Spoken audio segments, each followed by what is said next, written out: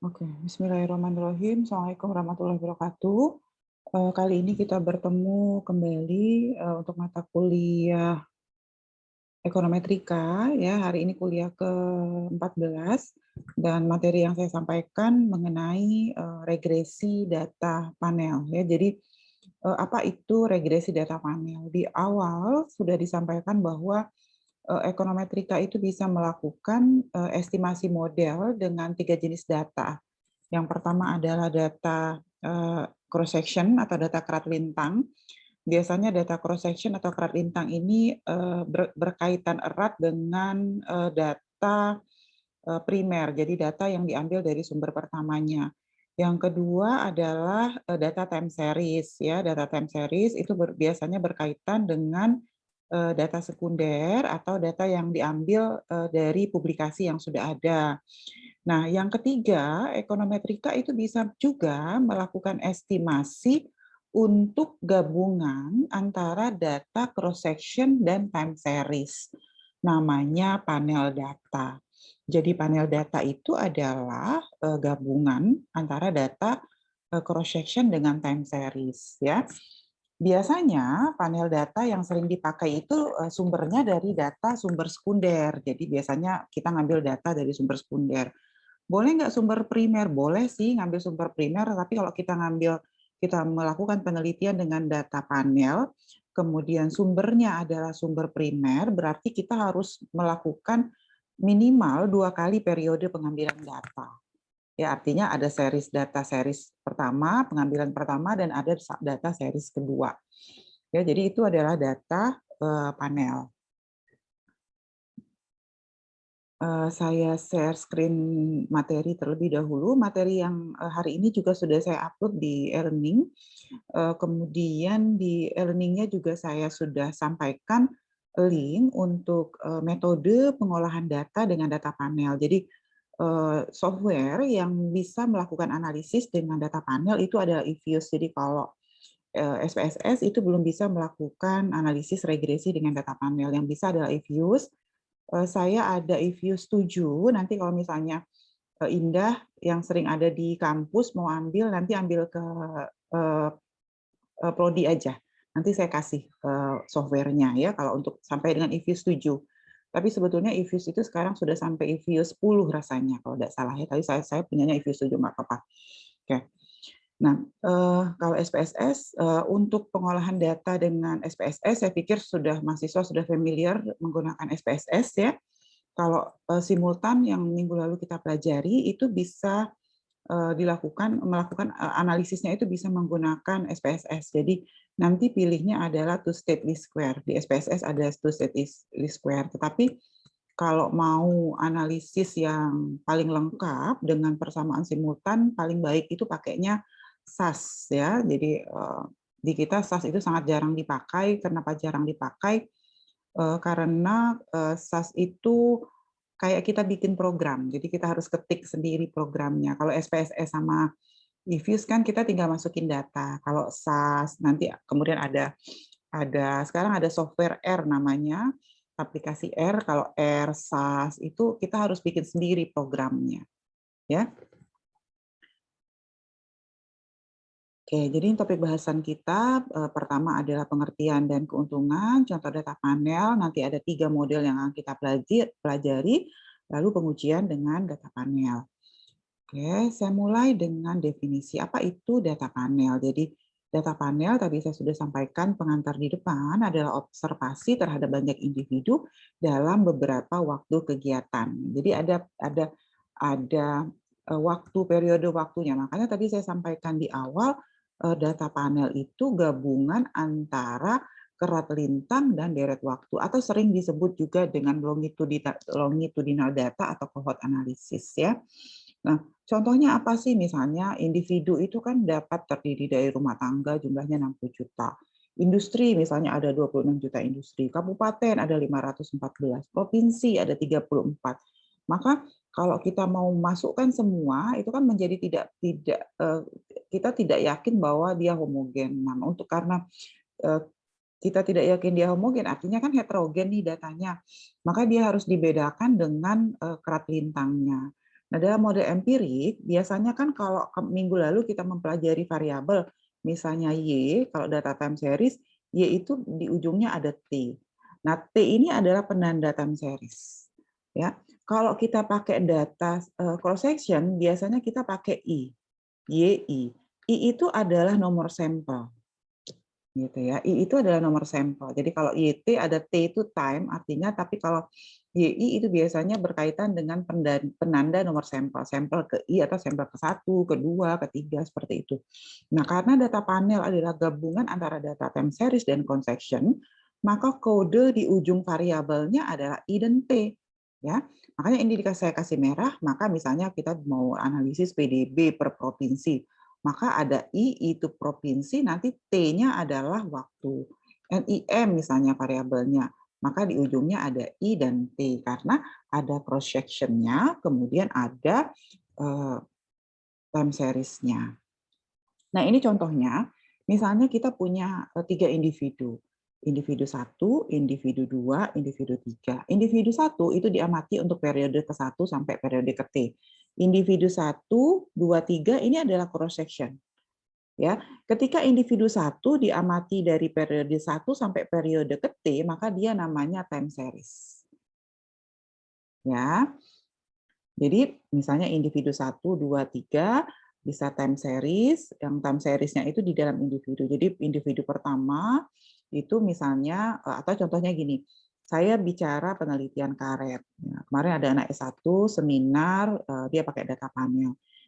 Individunya itu adalah UPPB, ya, unit pengolahan bokar itu ya, UPPB. Maka UPPB itu UPPB 1, UPPB 2, UPPB 3, dia sampai 4. Itu cross section-nya, I-nya. Periodenya apa yang diamati? UPPB 1, dia amati adalah harga karet bulan Januari, harga T-nya tuh harga bulan pertama. Harga T-nya harga bulan kedua. Nah, makanya nanti ada 1, 1, 2, 1 gitu. Kemudian diamati sampai bulan ke-12 harganya. Maka datanya jadi cross section. WPBB 2 bagaimana? Ada diamati harga yang bulan pertama, harga bulan kedua, terus seperti itu. Sehingga nanti ada anggaplah ada 3 UPPB, kemudian dia punya data harganya 12. Nah, itulah yang disebut dengan harga pertama, harga kedua, harga bulan Maret sampai harga ke bulan Desember. Bisa kebayang nggak sampai sini? Apa itu data panel? Bisa? Lanjut ya. Kebayang nggak kira-kira? Gimana nih? Kok diem aja? Destia, kebayang nggak data panel itu kayak apa? Belum? Iya, sudah. Oke, Nyayu Maimana, gimana Nyayu? Nyayu kebayang nggak? Belum, Bu. Belum ya. Gunaya, kebayang nggak data panel? Kebayang, Bu. Kebayang ya. Jadi Bu Nyayu, jadi gini, misalnya di kelas ini ada 6 orang Nyayu ya. Ada Nyayu, ada Rahel, ada Ega, ada Bunaya, ada Indah, ada Destia gitu ya. Itu cross section-nya. Jadi yang jadi sampel misalnya mahasiswanya. Nah, kemudian Nyayu itu ditanyai tentang konsumsi Nyayu tidak hanya hari ini aja. Kan kalau kita pengamatan tentang konsumsi, misalnya mau melihat konsumsi pempeknya gitu ya, itu nggak hanya hari ini, besok juga ditanyai. Jadi Nyayu akan punya data konsumsi pempek hari ini. Ketika Nyayu ditanyai, maka untuk sampel pertama Nyayu akan punya data konsumsi pempek hari Senin, hari Selasa, hari Rabu, hari Kamis, hari Jumat, misalnya 5 hari. Nanti Rahel ditanyai, Rahel punya juga data konsumsi, digabung berarti 10 sampelnya. Paham nggak kira-kira? Jadi nanti dia 10 ke bawah. Ditambah lagi misalnya Indah, berarti ada 15 lagi ke bawah. Karena 5 lagi, Indah punya data 5 juga tentang konsumsi pempeknya, kira-kira gitu. Ya, nanti kita masuk coba ininya. Nah, apa sih contoh sumber data panel? ada panel study of the income dynamic di USA, di Amerika Serikat, itu ada data income ya yang tersedia secara lengkap. Kalau di Indonesia itu ada Indonesian Family Life Survey, itu bisa kita amati sebagai data panel. Ada Susenas, Survei Sosial Ekonomi Nasional, kemudian ada Sakernas, Survei Angkatan Kerja Nasional, itu semua adalah data yang diambil dengan data panel karena diambil dalam beberapa periode waktu. Ya, penelitian mengenai data panel ini menarik. Kenapa? Terutama misalnya kalau kita mau lihat di pertanian ya, kita mau lihat perdagangan internasional. Bagaimana perdagangan internasional misalnya kelapa sawit itu terjadi di banyak negara. Jadi misalnya yang kita lihat cross section-nya itu adalah Indonesia, Malaysia, kemudian Vietnam, kemudian Cina misalnya. Jadi 4 negara utama. Maka kita lihat bagaimana produksinya di Indonesia mulai tahun 2000 sampai 2021. Maka dia jadi panel. Kemudian kita mau lihat petani hortikultura. Nah, kalau petani hortikultura ini terpaksa kalau datanya tidak ada panelnya, terpaksa kita beberapa kali ke lapangan. Misalnya mungkin 2 bulan, karena kalau hortikultura kan panennya bisa, sayur kan bisa 1 bulan sudah bisa panen. Jadi bisa 2 bulan ngambil data, kita lihat petaninya. Jadi kalau misalnya petani hortikultura yang kita banyakin itu adalah petaninya, bukan seriesnya, karena seriesnya ngambil 2 kali aja, petaninya yang dibanyakin, petaninya 30, diambil 2 kali berarti jatahnya jadi 60 N-nya. Atau inflasi antar kota, antar kabupaten, itu juga bisa diteliti gitu. Kira-kira ada nggak sih perbedaan inflasi antar kota, antar provinsi? Ya. Apa manfaat data panel? Keutamaan dari panel tadi saya sampaikan bahwa kenapa kita perlu menggunakan data panel, karena kita tidak yakin bahwa sampel kita itu homogen. Ya, atau dengan kata lain, karena kita ingin menangkap individual heterogeneity. Jadi ternyata kita menduga bahwa populasi yang kita amati itu ternyata sangat beragam gitu, tidak homogen gitu ya, heterogen justru. Nah, itu bisa pakai data panel. Yang kedua, untuk menangkap dynamic of adjustment, penyesuaian dinamik. Minggu lalu ketika saya jelaskan tentang persamaan simultan, kemudian persamaan simultan yang menggunakan data time series, terkadang misalnya kalau untuk karet, peningkatan harga tahun sekarang itu tidak berdampak kepada peningkatan produksi tahun sekarang, tapi berdampak pada peningkatan produksi misalnya 3 tahun yang akan datang. Karena karet itu adalah tanaman yang tidak bisa pertanian ya, tidak hanya karet, pertanian itu adalah tanaman atau komoditi yang ketika terjadi perubahan harga mereka tidak bisa langsung melakukan penyesuaian gitu ya. Lalu kenapa kita menggunakan data panel? Yang ketiga adalah karena dengan data panel kita punya lebih banyak informasi dan variasi. Sehingga akhirnya nanti akan meminimumkan kemungkinan adanya multicollinearity. Ingat ya, sudah disampaikan di depan, multicollinearity itu adalah hubungan adanya hubungan antara sesama variabel bebas. Ya. Nah, tetapi tentu saja di balik manfaatnya yang begitu banyak, tentu saja data panel punya kelemahan. Kenapa? Kalau data panel itu memang berbasis survei, artinya memang dilakukan dengan sumber data primer, maka kita harus melakukan desain survei yang baik. Artinya kapan harus kembali ke lapangan untuk mengulang survei. Kemudian kalau surveinya harus kita lakukan berulang, apakah kita bisa menjaga, bisa konsisten bahwa sampel yang ditanyai tetap sama gitu ya. Nah, itu kalau sampel itu data panel kalau kita pakai sumbernya primer. Kalau sumbernya sekunder masalahnya apa gitu. Attrition tadi, pengulangan. Kita khawatir gitu. Terkadang ketika kita menggunakan data panel gitu ya, kita mengulang-ulang data, salah satu kekurangan data sekunder gitu ya, itu terkadang gitu ya dalam tanda kutip diperoleh dari hasil penanaman, sehingga cenderung ada pengulangan dan cenderung pertumbuhan datanya sama. Jadi tentu saja di balik begitu banyaknya penggunaan data panel tetap punya kelemahan gitu ya. Nah, atau tadi disampaikan ini sudah dibahas tadi ya, dapat memberikan informasi lebih banyak ya. Kapan data panel itu digunakan? Ya. Data panel pertama tidak perlu digunakan jika tujuan penelitian itu kita tidak menginginkan adanya perbedaan entitas, tidak. Kita tidak peduli dengan misalnya kita mau lihat kemarin ada mahasiswa penelitian mau lihat pengaruh apa saja faktor-faktor yang mempengaruhi produksi kelapa sawit di Sumatera Selatan. Ya, datanya pakai data time series. Ya, datanya pakai data time series. Maka ketika dia hanya pakai skripsi misalnya dua persamaan faktor yang mempengaruhi produksi, lalu yang kedua faktor yang mempengaruhi luas lahannya apa saja. Nah, tapi satu persamaan. Kenapa dia pakai satu persamaan? Karena mahasiswa berasumsi bahwa tidak ada perbedaan entitas, tidak ada perbedaan individu di dalam model yang dia bangun. Tetapi kemudian ketika ujian, ada penguji yang bertanya, bisa nggak model ini dipakai untuk kelapa sawit ya yang ditanam di lahan pasang surut? Kemudian dia bertanya lagi, apakah nanti model ini juga berlaku untuk perkebunan kelapa sawit yang ditanam di lahan kering? Nah, pertanyaannya seperti itu. Tentu saja model yang dilakukan oleh si mahasiswa tidak bisa menjawab itu. Kenapa? Karena memang modelnya dari awal berasumsi tidak ada pengaruh entitas.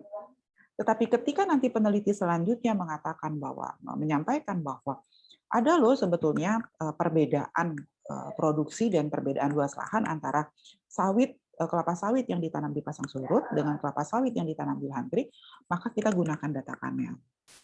Ya, seperti itu.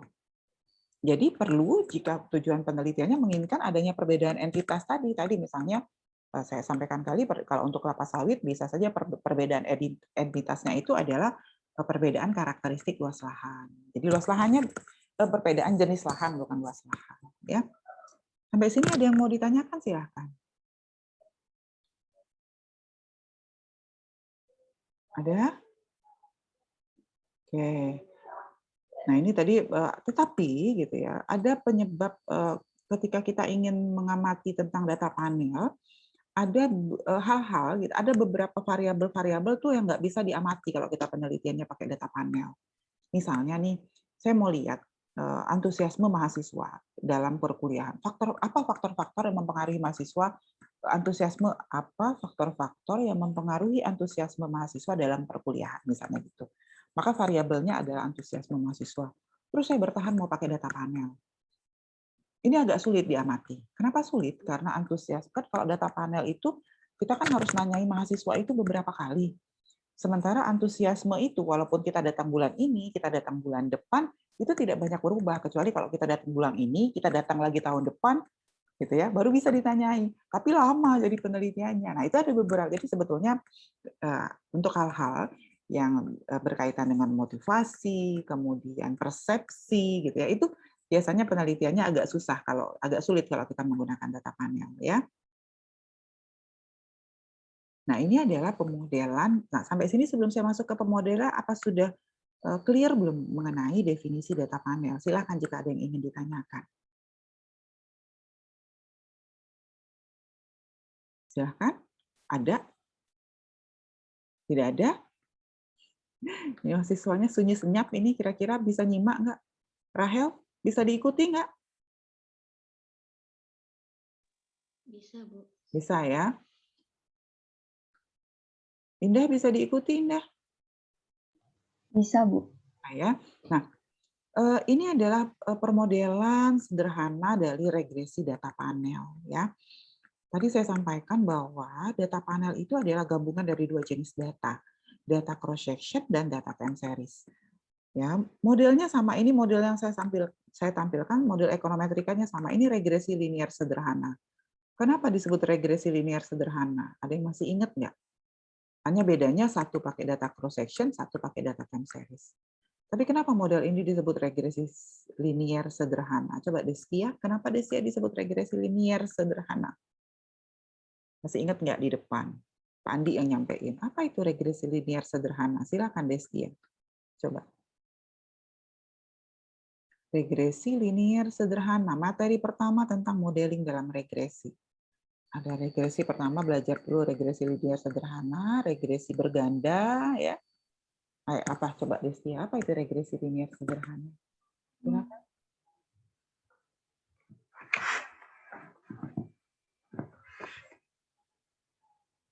Regresi linear berganda apa regresi Sederhana. linear sederhana? Sederhana, sederhana. Oh, sederhana karena variabel bebas sama terikat. Variabel variabel bebasnya sama atau terikatnya ini satu. Oke.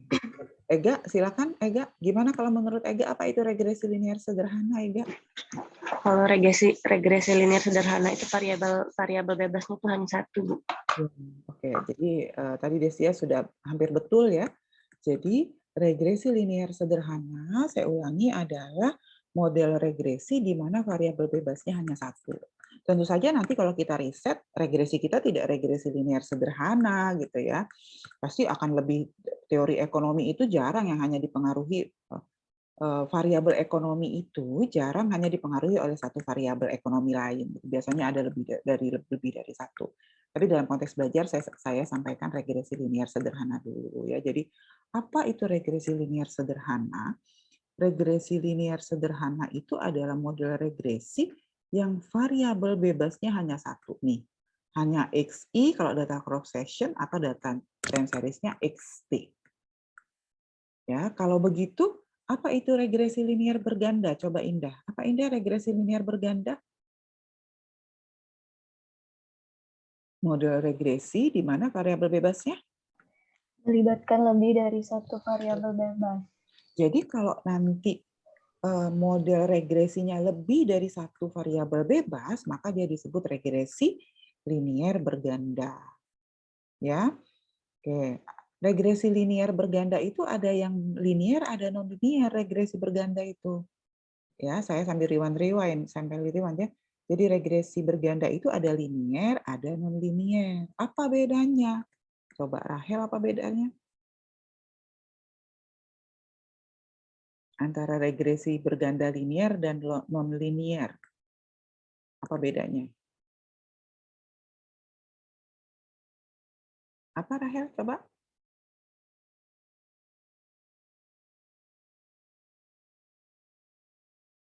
Apa bedanya? Antara linear dengan non linear. Bu Naya bisa bantu? Sambil Rahel cari jawabannya ya. Bu Naya? Bu Naya kemana? Bu Naya? Ibu, Ya. Mbak Nayanya izin tadi lagi di rumah sakit sekali. Oke. Check up. Destia, coba Destia bisa nggak? Apa beda antara linear dengan non linear, Destia?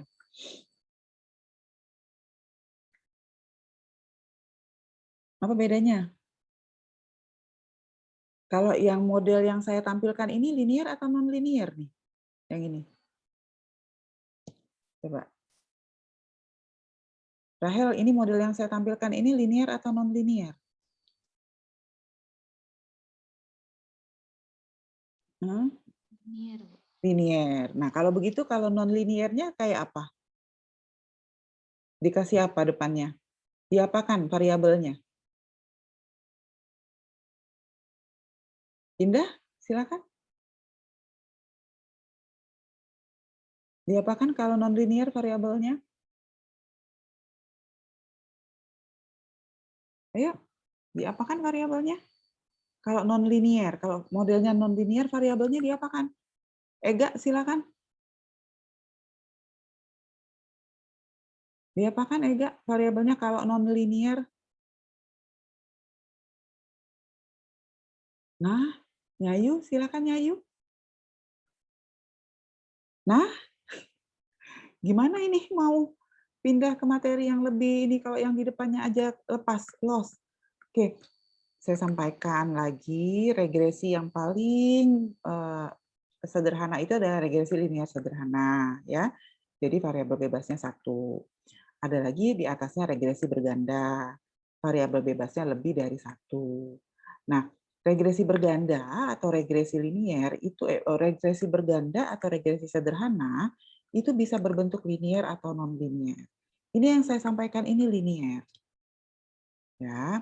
Kalau linear itu kalau dia digambar kurvanya kira-kira seperti ini. Nah, ini linear kurvanya. Kalau ini adalah X, ini adalah Y, Maka ini adalah garis Y sama dengan alfa ditambah beta X-nya. Gimana nih? Beta X-nya. Inilah garisnya, linear, lurus garisnya. Bisa positif seperti ini, boleh juga nanti ada kalau garisnya sudutnya negatif kayak gini kan, kurva Dieman. Ini linear.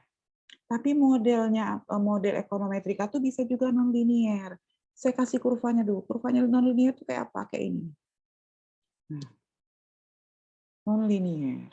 Jadi diapain datanya? Depannya diapakan? Di logarit, dikasih logaritma. Jadi datanya nanti variabelnya dilogaritmakan dulu. Dilogaritmakan dulu. Ini juga B1 log X1. Itu namanya nonlinear. Nanti kurvanya seperti ini bentuknya. Jadi ada logaritma di depan variabel yang digunakan di depan Y, di depan X beta 1, log X1. Bisa pakai logaritma, bisa pakai ln, len. Kalau len kepanjangannya apa? Masih ingat nggak? Len. Masih ingat nggak, Ega? Kalau len kepanjangannya apa, Ega? Kalau len, ln, ada kalau log logaritma. Kalau ln, nggak ingat lagi. Kalau ln itu kepanjangannya adalah logaritma natural. Ya, kalau jadi nanti datanya di Excel dilogaritmakan dulu, baru nanti diestimasi. Dilogaritmakan dulu, baru nanti diestimasi. Ya. Jadi kalau modelnya di depannya ada log, maka itu namanya model logaritma, model nonlinear. Kalau dia tidak ada log, tidak ada ln di depannya, maka namanya model linier. Bisa ikutin sampai sini? Ya, tolong diingat ya. Kalau sudah S2, yang hal-hal yang seperti, karena ini sudah rewind dari S1 sebetulnya, jadi kalau yang beda-beda seperti ini harusnya sudah paham gitu ya. Oke, nah selanjutnya tadi saya lanjutkan, ini cross section, ini time series. Tadi saya pencirinya apa sih kalau cross section? Kalau cross section pencirinya adalah I. Ini menunjukkan nomor sampel. Kalau time series pencirinya adalah T, menunjukkan waktu. Maka kalau kita pakai data panel, dia kodenya adalah I dan T. I dan T. I dan T. Ya. Jadi sebetulnya kalau kita hilangin IT-nya, kurang IT-nya sebetulnya modelnya sama gitu. Hanya N ke bawahnya yang berbeda. Ya. Nah, ada beberapa asumsi dari estimasi data panel.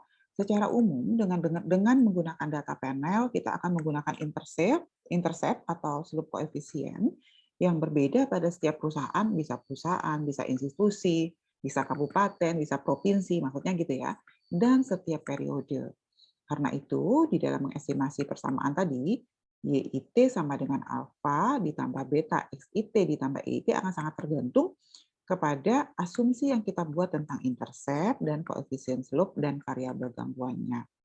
Sehingga ada 4 kemungkinan yang akan muncul modelnya itu. Ya. Yang pertama adalah model umum, model regresi biasa. Jadi kita tidak peduli model pertama itu yang diasumsikan intercept dan slope adalah tetap sepanjang waktu, maka modelnya sama kayak regresi berganda aja, udah dirun dengan 2 variabel bebas dan 1 variabel terikat. Ini modelnya regresi berganda biasa. Ya. Tetapi ada juga model diasumsikan slope-nya tetap, tetapi intercept-nya berbeda. Ya, maka kalau slope-nya tetap, intercept-nya berbeda, maka akan ada beberapa model. Nah ini fiksi diasumsikan slope-nya tetap, ya, slope tetap, tetapi intercept berbeda antara waktu. Ya, ini bukan pakai nomor ya harusnya. Biasanya namanya fixed effect. Sehingga nanti kita akan tambahkan variabel dummy. Dummy 1 untuk perusahaan 1, perusahaan 2, perusahaan 3 gitu ya data dummy-nya. Nah, kalau yang ini namanya common effect, kalau yang ini namanya fixed effect. Jadi ini ada fixed common effect model, artinya model data panelnya sama seperti regresi biasa. Kalau yang bawah ini kita nambah dummy namanya fixed effect model. Artinya kita menganggap bahwa slope-nya tetap tetapi intercept-nya berbeda. Kemudian yang ketiga, kita juga bisa membangun intercept dan slope berbeda, atau bisa juga kita membangun intercept dan slope berbeda antar waktu dan antar individu. Nah, untuk menentukan mana yang mau kita pakai, gitu ya, mau common. Jadi ada 3 sebetulnya dalam data panel itu tekniknya tuh. Yang pertama adalah common effect, ya. Yang kedua ada fixed effect, yang ketiga ada random effect. Nah, itu ada 3 model. Dari 5 tadi nanti akan muncul 3 model sebetulnya. Model yang pertama adalah common effect. Model common effect tadi saya sudah sampaikan sebetulnya sama dengan model regresi berganda biasa. Artinya kita tidak peduli dengan perbedaan waktu, kita tidak peduli dengan perbedaan cross section-nya. Nah, ini ya modelnya sama seperti yang biasa aja. Nah, ini modelnya. Jadi kita tidak membedakan apakah antara perusahaan satu dengan perusahaan lain itu ada perbedaan. Misalnya kita akan menganalisis perilaku investasi individu perusahaan US Steel, IBM, Goodyear, dan Union Oil dengan mengasumsikan bahwa koefisien baik intercept maupun slope sama antar waktu dan perusahaan. Model regresinya seperti ini. Jadi kayak seperti regresi linear berganda biasa. Ya. Nah, yang kedua adalah fixed effect. Kalau fixed effect itu berarti ada perbedaan antar cross section-nya, antar individunya. Maka nanti estimasinya tidak menggunakan OLS. Kalau yang ini estimasinya pakai OLS nih, estimasinya pakai OLS. Kalau yang ini karena dia ada variabel dummy di dalam model, maka dia menjadi least square dummy variable atau LSDV. Ya. Maka ini modelnya tadi sudah disampaikan di depan, jadi ada dummy 1. Dummy 1 itu nilai 1 untuk IBM, 0 untuk perusahaan lainnya, dummy 2 itu 1 untuk Goodyear dan 0 untuk perusahaan lainnya, dan dummy 3 itu adalah 3 untuk Goodyear dan 1 untuk lainnya. Ini adalah hasil pengolahan data dengan fixed effect. Nah, ini nanti keluar dia variabel dummy-nya. Jadi di dalam model ada variabel dummy. Variabel dummy udah dijelasin belum ya? Sudah ya, rasanya saya lihat di di course-nya. Sudah belum ya dijelasin variabel dummy? Model dengan regresi kualitatif. Ada nggak? Saya ini agak susah ngecek ekonometrika karena ekonometrika ini nggak muncul di ini saya. Walaupun sudah nggak tahu kenapa, apakah udah terlalu banyak mata kuliahnya. Jadi agak panjang kalau ngecek ekonometrika. Sebentar saya cek dulu. Rasanya sudah disampaikan oleh Pak Andi ya di awal.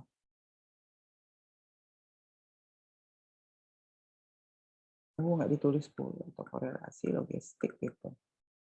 Pak Andi sudah pernah bicara belum analisis regresi berganda? Regresi berganda, variabel dummy. Temuan keempatnya ini apa nih Pak Andi? Statistical inference.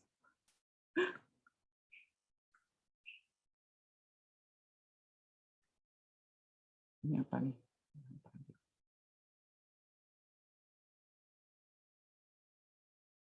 Belum ya, regresi dengan variabel dummy ya? Udah pernah belum disampaikan Pak Andi?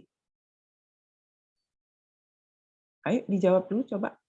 Belum kayaknya, Bu. Belum. Oke, jadi tapi Pak Yazid sudah menjelaskan regresi logistik. Regresi logistik itu adalah regresi dengan variabel dummy juga, sebetulnya seperti itu.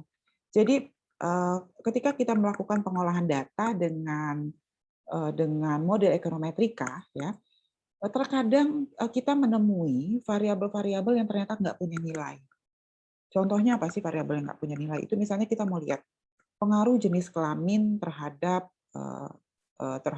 keputusan untuk menikah, misalnya gitu. Ya, pengaruh jenis kelamin terhadap keputusan untuk menikah. Jenis kelamin itu nggak ada nilai. Betul nggak kira-kira? Nyayu, betul nggak Nyayu? Kebayang nggak Nyayu? Kita mau analisis pengaruh jenis kelamin terhadap keputusan menikah. Gimana Nyayu? Bagaimana cara menilai jenis kelamin, memasukkan datanya? Kebayang nggak Nyayu? Kan jenis kelamin tuh L sama P kan gitu ya Nyayu ya? Betul nggak? Iya, Betul ya. Jadi Nyayu belum kebayang kan pasti karena Nyayu yang betul-betul dari luar sosek ya. Oke, nah jadi gini, kalau kita mau lihat variabel yang tidak punya nilai, tapi kita mau analisis tadi contohnya, saya mau lihat pengaruh jenis kelamin terhadap keputusan menikah. Ya, jenis kelamin itu nggak ada nilai, maka nggak bisa SPSS bacanya. SPSS itu cuma SPSS hanya bisa baca angka. Ya, maka variabel-variabel kayak jenis kelamin atau misalnya asal atau etnis misalnya gitu, itu kan nggak ada nilai itu, maka kita kasih nilai. Caranya jadi caranya adalah dengan menjadikan variabel tersebut menjadi variabel dummy. Misalnya nih jenis kelamin, kalau dia jenis kelaminnya laki-laki, kita kasih nilai 1. Kalau jenis kelaminnya perempuan, kita kasih nilai 2, misalnya gitu. Sebentar ya, saya salah. Jadi kalau variabelnya jenis kelamin, saya sudah mau ngomong dummy di data panel gitu ya. Nah ya, dummy variabel. Dummy variabel. Ya. Dalam model itu kan yang kita pahami, kecuali persamaan simultan kan variabel itu ada 2 ya, variabel terikat sama variabel bebas, ya nggak? Ya, Y sama dengan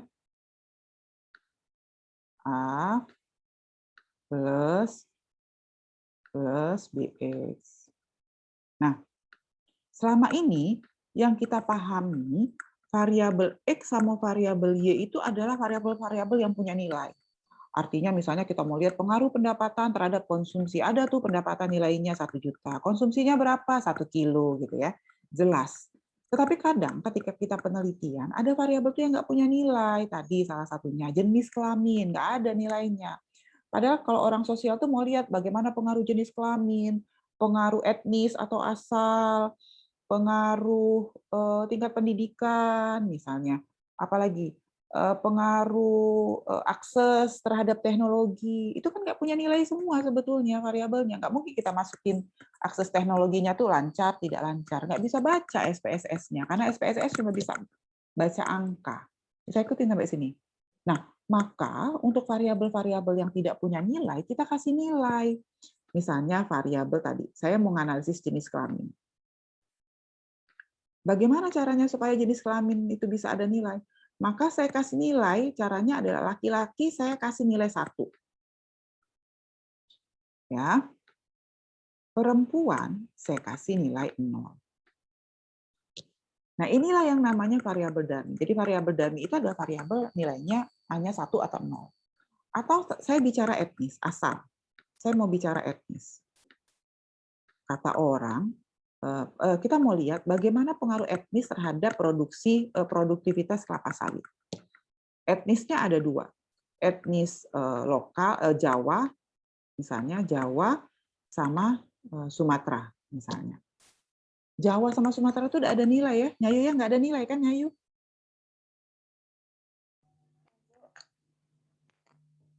Betul ya Nyayu? Ada nggak nilainya Jawa sama Sumatera itu angkanya maksudnya? Nggak ada. Nah sekarang coba Nyayu kasih nilai. Berapa Jawa? Mau kasih berapa Jawa? Jawa 1 juga. 1, Sumatera 0.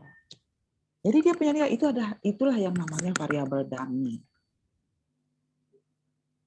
Bisa ikutin sampai sini. Ya. Nah, variabel dummy yang saya jelasin tadi yang jenis kelamin, etnis, itu bisa bertindak sebagai variabel bebas, bisa bertindak sebagai variabel terikat. Artinya ini boleh variabel dummy, yang ini juga boleh variabel dummy.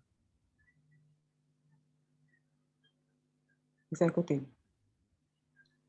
Nah, yang saya bicarakan ini, yang 2 awal ini, ya, ini adalah variabel dummy sebagai variabel bebas yang ini. Bagaimana yang ini? Nah, kita bahas yang ini, variabel dummy. Inilah yang namanya disampaikan Pak Yazid, regresi logistik atau persamaan logit. Regresi logistik. Artinya apa? Apa yang bisa Nyayu pahami kalau dia Y-nya variabel dummy, Kalau Y-nya variabel dummy berarti nilai Y-nya adalah 1 dan 1 dan 0. Misalnya apa? Misalnya tadi, kita mau lihat faktor yang mempengaruhi keputusan untuk menikah. Maka variabel Y-nya ini adalah keputusan menikah. Ya, Y-nya saya mau melihat, atau gini, kalau di pertanian itu faktor yang mempengaruhi petani mengadopsi. Nah, kita mau lihat faktor-faktor yang mempengaruhi petani mengadopsi teknologi. Misalnya tentang adopsi teknologi. Adopsi teknologi. Ya, faktor-faktor yang mempengaruhi adopsi teknologi. Nah, adopsi teknologi itu ada nilainya nggak, Rahel?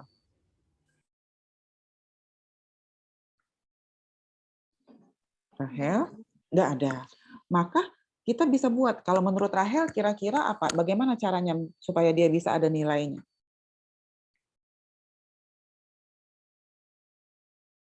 Gimana caranya, Rahel? Supaya dia ada nilai?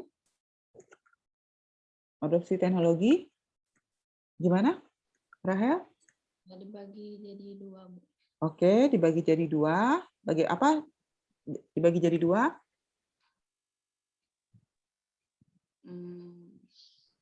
Berarti dibagi jadi 2 kelompok. Oke, terus? Kalau adopsi itu Uh-uh.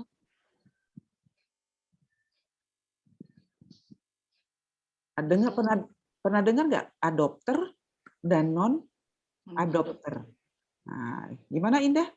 Silakan Indah, coba lanjutin Indah. Adopsi teknologi itu dibagi menjadi 2. Yang satu itu Satu apa? Ulang Indah, nggak kedengeran suaranya. Yang satu yang menggunakan teknologi. Oke, adopter ya. 1 itu adopsi. Yang kedua adalah non-adopter yang tidak menggunakan teknologi. non-adopter kelompoknya. Kalau adopter nilainya berapa, Indah? 1. Kalau non? 0. Nah, begini caranya.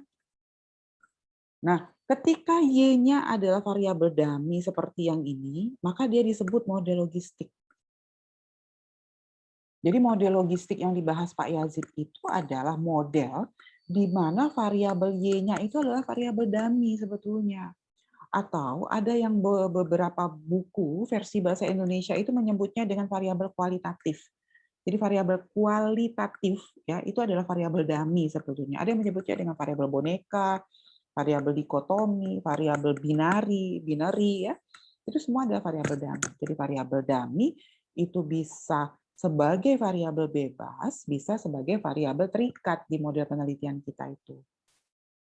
Biasanya kalau variabel dummy-nya di variabel terikat yang depan ini, maka modelnya model logistik atau model pengambilan keputusan. Model keputusan petani untuk mengadopsi, keputusan petani untuk bermigrasi, keputusan perempuan untuk menikah, keputusan untuk melanjutkan studi, keputusan berpartisipasi dalam pemilihan umum. Jadi dia model keputusan itu biasanya pakai model logistik, artinya variabel terikatnya adalah variabel dummy. Bisa ikutin sampai sini? Ya. Jadi variabel dummy itu variabel ya, bukan model. Nah, modelnya model logistik, modelnya bisa regresi berganda, modelnya bisa panel, bisa. Bisa ikut tidak sampai sini kira-kira? Bisa ya? Nah, jadi ini adalah regresi dengan kalau di beberapa buku Indonesia ada yang menyebutnya dengan regresi dengan variabel kualitatif. Ya. Atau regresi with dummy variable, bisa juga seperti itu. Bisa ikutin ya? Lanjut ya.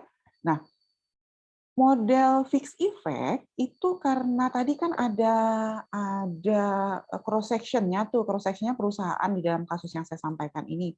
Maka dia ada variabel dummy-nya, dummy 1, dummy 2, dummy 3. Dummy inilah yang menunjukkan beda antara perusahaan pertama dengan perusahaan kedua, dengan perusahaan ketiga, dengan perusahaan keempat. Ya, dummy inilah yang menunjukkan adanya beda antar perusahaan itu.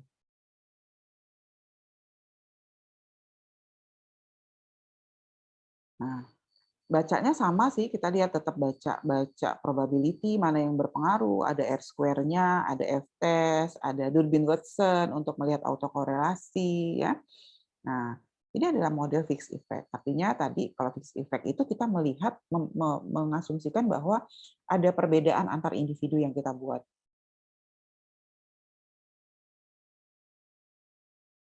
Ini kalau model ada fixed effect-nya, dianalisis kalau pakai IFUS nanti keluarnya seperti ini. Ini dummy-nya nih.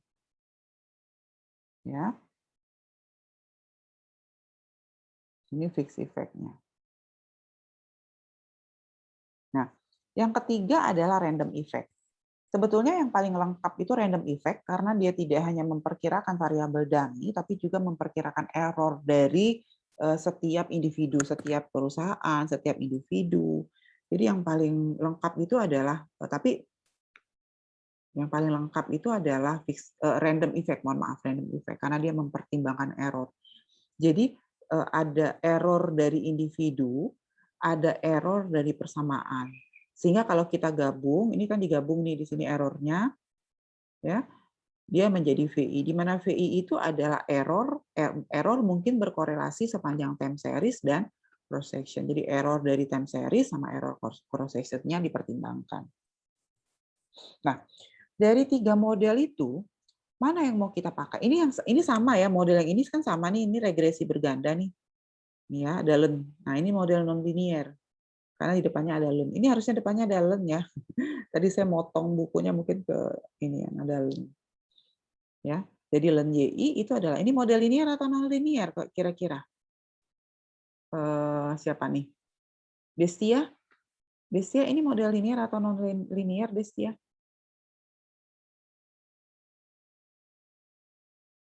Ingat nggak? Tadi model non-linear atau linear, Destia, silakan.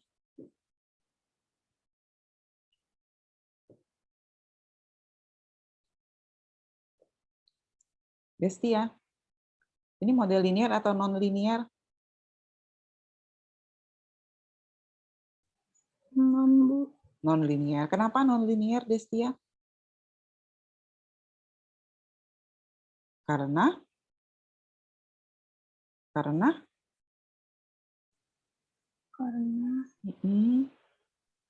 karena apa ciri non-linearnya tuh apa sih dari model itu?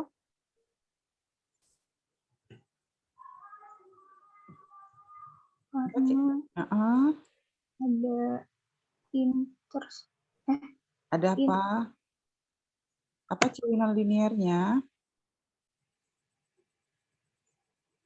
Nah, Destia tadi sudah disampaikan ciri non-linear itu apa? Rahel, coba Rahel.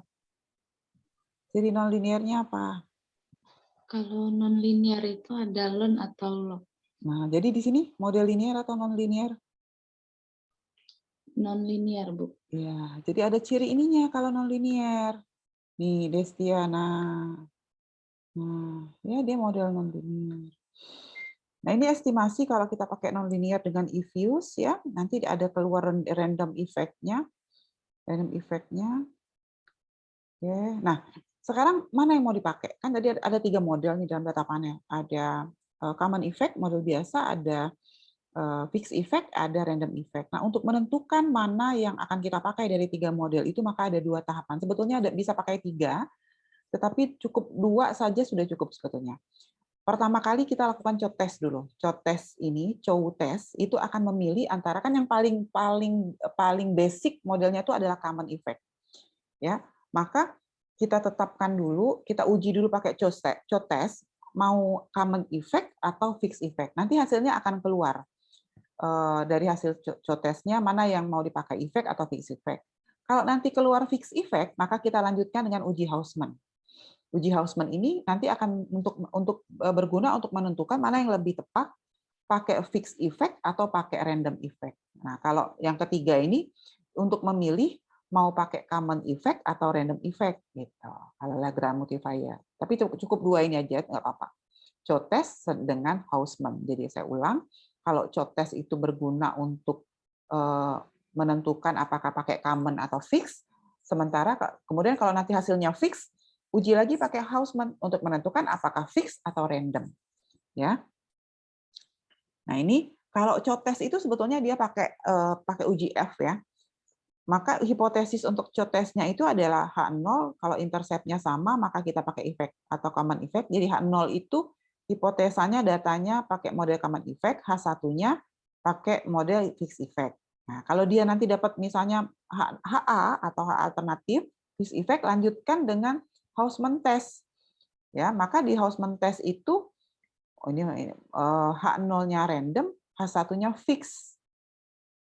Nah, jadi kalau nanti terima H0, maka kita pakai random effect di model. Kalau H1 baru kita pakai fixed effect. Nah, metode pengujiannya sudah saya masukkan di ini juga. Ini link YouTube-nya ya. Saya masih buka nggak tadi ya? Oke, ini dulu aja.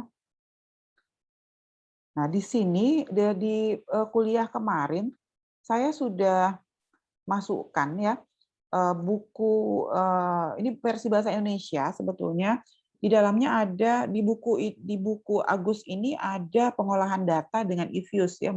Sebetulnya ini sebentar. Ini kalau kita pakai regresi data panel. Jadi di sini dijelaskan dengan lengkap regresi data panel. Kalau mau baca-baca regresi sederhana, berganda, kemudian pengujian asumsi klasik Gauss-Markov-nya, mau baca ini semua lengkap di buku ini dan versinya bahasa Indonesia. Nah, saya jelaskan dulu yang data panel ya, baru nanti saya masukkan. Nah, di sini ada cara pengujiannya. Ya, jadi nanti silakan masukkan filenya objek, new object, oke, masukin data gitu ya. Nanti klik, nanti keluar nih. Pilihnya pool data, ini pool tulisannya oke. Kemudian nanti ada data IBM-nya, pilih cross section identifier, lalu buat informasi tentang pool data, baru nanti ini lakukan. Nah, di sini pilihannya apakah mau pakai none, pakai common, mau not weighting, atau pakai cross, atau sure, pakai sure gitu ya, terkait data yang kita analisis. Ini kalau dia pakai fix, sedangkan tampilan untuk fix dan random bisa dilihat dari 78. Ini kalau dia fix effect, ini ada kalau common effect, dan yang ini kalau dia random common effect. Ini common, ini fix effect, ini tulisannya fix effect ya. Kalau ini random effect. Kalau yang enggak ada tulisan berarti dia common effect. Ya. Kemudian bisa juga kalau mau sebentar saya copy dulu link YouTube-nya. Saya sudah ini kan linknya ya.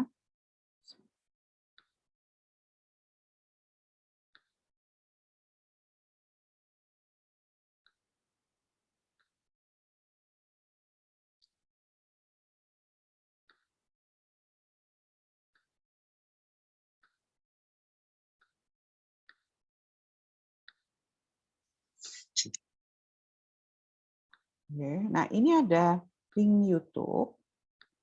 Dan saya masukkan juga di e-learning, di mana di sini disampaikan bagaimana cara melakukan analisis dengan regresi data panel. Ya, mulai dari kita punya data di Excel, ya, kemudian data dari Excel-nya dimasukkan, ini pilih estimated pooling data, masuk ke eFuse-nya. Ini sudah dapat persamaan data umumnya. Mohon maaf. Gimana nih? Grammarly can help you write quickly and confidently, so you never have to slow down at work. Stay on top of email.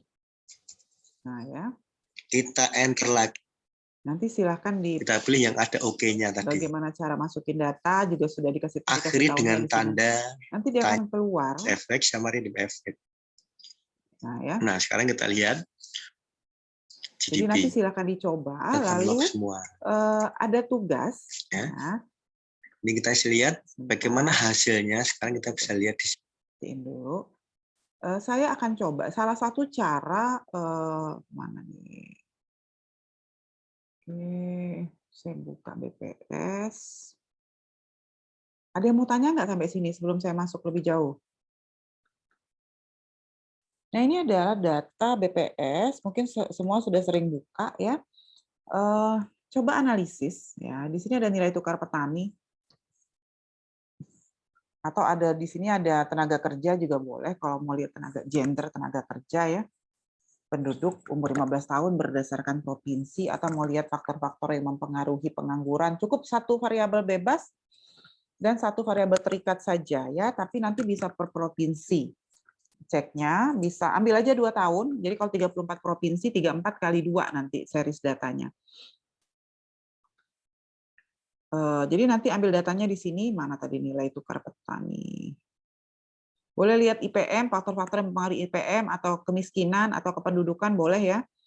Kalau mau lihat lingkungan hidup datanya, tapi yang series datanya lengkap 2 tahun, ambilnya gitu. Nah, silakan lakukan analisis dengan menggunakan regresi data panel. Ini contoh produk ramah lingkungan, jumlah apa sih faktor-faktor yang mempengaruhi jumlah produk ramah lingkungan misalnya. Apakah jumlah penduduk yang mempengaruhi atau emisi misalnya ya. Jadi terserah, coba lakukan regresi data panel. Jadi ini sumber datanya bisa pakai di sini. Kalau mau data ekspor lihatnya di sini. Nah, ini data ekspor ya. Nah, ini di sini nih ada nilai tukar petani. Misalnya mau lihat faktor-faktor yang mempengaruhi nilai tukar petani, apakah inflasi yang mempengaruhi atau harga eceran, ada harga eceran, atau mau lihat faktor-faktor yang mempengaruhi PDRB atau faktor-faktor yang mempengaruhi upah buruh ya, silakan dianalisis. Pakai saja per provinsi datanya. Ya. Ini ada macam-macam nih datanya. Ada banyak. Sampai sini paham nggak kira-kira? Ada yang mau ditanyakan nggak? Silahkan. Ada yang ingin ditanyakan? Silahkan. Ayo. Destia, Nyayu, Ega, Indah, Rahel. Silahkan. Ada yang ingin ditanyakan? Ibu izin tanya, Bu. Ya, silakan, Bu Naya. Mohon maaf, Bu, sambil di jalan, Bu. Nggak apa-apa. Bu, tadi yang untuk tugas itu, tadi Bu Naya mungkin terlewat. Kalau untuk apa, Bu? Putus-putus, Bu Naya, suaranya. Halo, Bu. Ya. Bu, maaf, tadi mungkin terlewat Bu Nayanya, Bu. Regresi yang tadi data panel tadi, analisisnya pakai apa, Bu? Analisisnya, nanti kan dia ada 3 model. Modelnya ada 3, ada common effects, ada fixed effect, dan ada random effect. Nah, untuk menentukan 3 model itu mana yang akan dipakai, lakukan pengujian dengan co-test dan Hausman test. Baru nanti bisa menentukan mau pakai mana model yang terbaik dari 3 model tadi. Nanti ada 2 pengujian. Ya. Ikuti video tutorial yang saya masukkan di e-learning tadi, yang ini tadi. Oke, ini. Nah, ikuti yang ini. Sebentar. Nah, kelihatan nggak ini? Kelihatan, Bu. Nah, ini ikutin video tutorial ini, nanti akan ada cara atau metode melakukan regresi dengan data panelnya. Baik, Bu. Ya. Kan ada yang ingin ditanyakan lagi?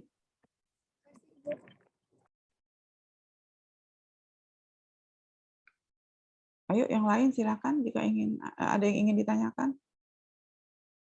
Nah, untuk yang minggu lalu saya juga sudah selipkan di e-learning bagaimana melakukan estimasi untuk model persamaan simultan dengan menggunakan two-state least square. Jadi saya silakan nanti kalau ingin ditonton, jika nanti ada mahasiswa yang penelitiannya akan menggunakan pengolahan data dengan menggunakan persamaan simultan. Jadi ini sudah saya kasih linknya. Silakan nanti bisa dipelajari ya. Ada yang ingin ditanyakan silakan selanjutnya. Ayo.